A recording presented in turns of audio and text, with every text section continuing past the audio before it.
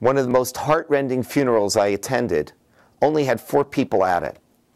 It was about 12 years ago. I had just come here to Montreal. It was the beginning of my career as a rabbi here. And I was called to go to a funeral where only myself, the cantor, and 2 cousins of the deceased were in attendance. The cousins explained to me that this woman, since the end of World War II, was unable to live a productive life. Her entire personality was wrecked by the war. She was unable to overcome the traumas of those years. And for the last 52 years before the funeral, she had essentially lived in the care of a few relatives, and these cousins were actually the 2nd generation of relatives that were caring for this woman. And I think about this funeral because sometimes it's very difficult to get past our past. Sometimes we feel like living in the past. Those who are traumatized find it difficult simply because they have been hurt and injured psychologically. But for all of us, the past looms large. And sometimes we need to remember about the power of now. You know, there's a fascinating midrash that says that Noah had to be commanded to leave the ark. And the midrash explains that Noah had to be commanded to leave the ark because Noah had seen all of the destruction around him and turned to God and he said, I don't want to go back into this world. I don't want to create a new family here. This world is unstable.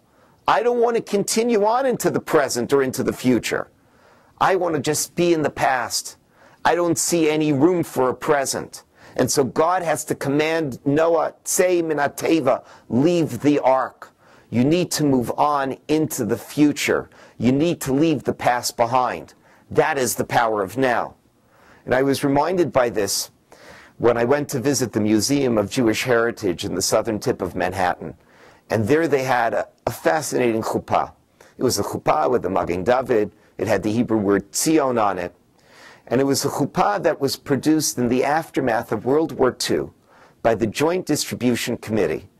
And it was actually one of 80 chuppot, 80 marriage canopies that were made by the Joint Distribution Committee for the purpose of giving survivors that were marrying each other a chuppah to get married underneath. And I looked at this chuppah when I saw it at the museum, and I started to cry. Because you have to think about the powerful symbolism of this chuppah. Here are survivors, many of whom had lost all of their families, many of whom had been traumatized by what they saw during the war and the torture that they had experienced. And yet just a year later, 2 years later, they were getting married. They understood the power of now. They understood that as tragic as the past is, we must live in the present. And although we give enormous respect to the past, although we learn a great deal from the past, although we try always to remember the past, we never have to live in the past.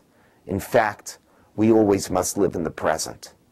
That is the power of now.